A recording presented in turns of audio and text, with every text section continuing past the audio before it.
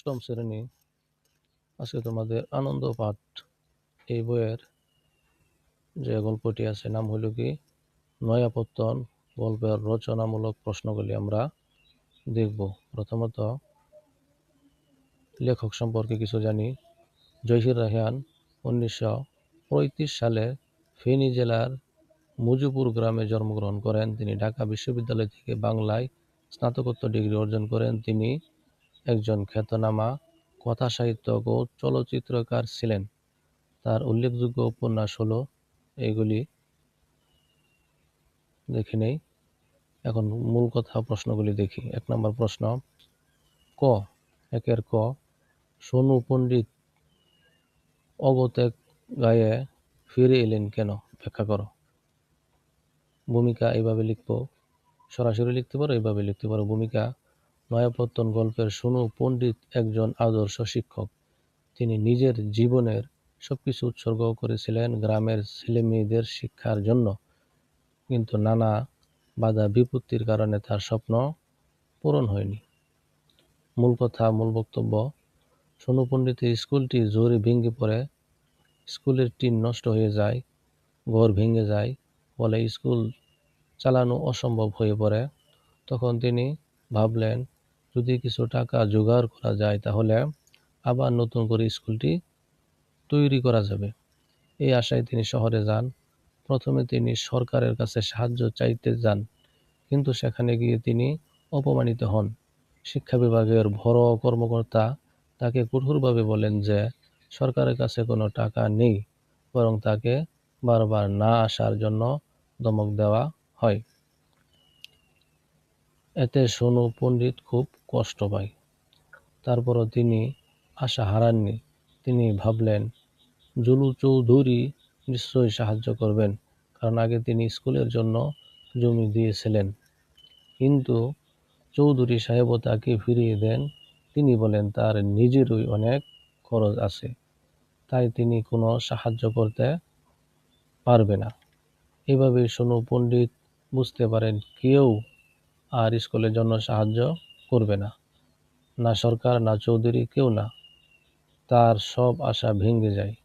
উপসংহার: অতএব সব জায়গা থেকে ব্যর্থ হয় এবং কোনো সাহায্য না পেয়ে সোনু পণ্ডিত বাধ্য হয়ে অগত্যা গায়ে ফিরে আসেন। তার এই ফিরে আসা ছিল দুঃখ, হতাশা ও ভাঙা স্বপ্নের প্রতীক। এই পর্যন্ত লিখতে পারো, বা চাইলে তুমি আরেকটু বড় করতে পারো। ক নাম্বারটা হলো, জুলু চৌধুরী স্কুল কিভাবে সোনু পণ্ডিতের স্কুল এ পরিবর্তন হলো বুঝিয়ে লেখো। ভূমিকায় লিখতে পারো, একটি প্রতিষ্ঠান নাম তার ইতিহাস ও অবদানের পরিচয় বহন করে। নয়াপত্তন গল্পের নাম পরিবর্তনের মাধ্যমে প্রকৃত অবদানকারীর স্বীকৃতি দেওয়া হয়েছে। মূল বক্তব্য হলো, প্রথমে সোনু পণ্ডিত নিজের টাকা ও শ্রম দিয়ে স্কুলটি গড়ে তোলেন। তার নিজের জমি বিক্রি করে তিনি স্কুলের জন্য প্রয়োজনীয় জিনিসপত্র কিনেছিলেন। তবু তিনি স্কুলটির নাম রাখেন জুলু চৌধুরী স্কুল, কারণ চৌধুরী সাহেব স্কুলের জন্য জমি দিয়েছিলেন। কিন্তু পরে স্কুলটি ভেঙে গেলে সোনু পণ্ডিত আবার সাহায্যের জন্য চৌধুরীর কাছে যান। তখন চৌধুরী সাহেব সাহায্য করে অস্বীকার জানান। এতে প্রমাণ হয় যে তিনি শিক্ষার উন্নয়নে সত্যিকারের আগ্রহী নন। এরপর গ্রামের সাধারণ মানুষ নিজেরাই উদ্যোগ নেয়।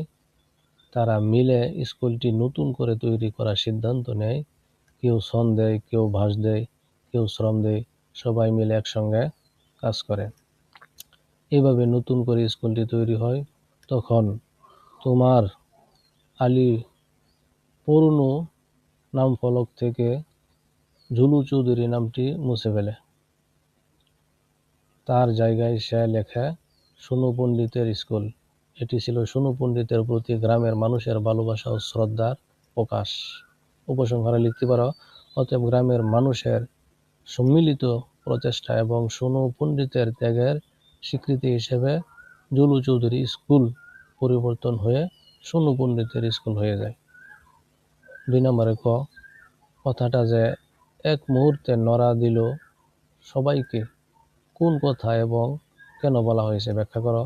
আমরা ভূমিকা লিখতে পারি এইভাবে, গল্পে ছোট একটি কথা কখনো বড় প্রভাব ফেলে, এই উক্তিটি তেমনই একটি গুরুত্বপূর্ণ মুহূর্তকে বোঝায়।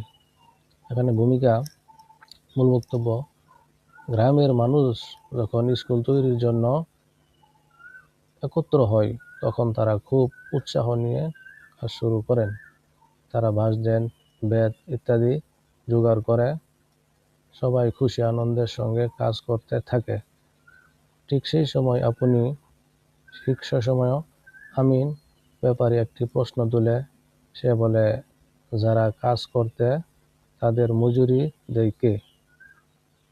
এই কথাটি শুনে সবাই চুপ হয়ে যায়, কারণ তারা এতক্ষণ শুধু কাজের উপকরণ জোগাড়ের কথা ভেবেছিল, কিন্তু শ্রমিকের টাকা দেওয়ার কথা ভাবেনি। এই প্রশ্নটি তাদের মনে দুশ্চিন্তা তৈরি করে। তারা বুঝতে পারে কাজটি সহজ নয়। উপসংহারে লিখতে পারো, এই কারণে বলা হয়েছে এই কথাটি এক মুহূর্তে সবাইকে নাড়া দিয়েছিল। এটি তাদের ভাবনায় নতুন চিন্তার সৃষ্টি করে। তারপরে 2 খ নাম্বার, এইভাবে উত্তরটি দেওয়া যেতে পারে। ভূমিকা, তারপরে মূল বক্তব্য, এরপরে আছে উপসংহার। আজকে পর্যন্তই। ধন্যবাদ।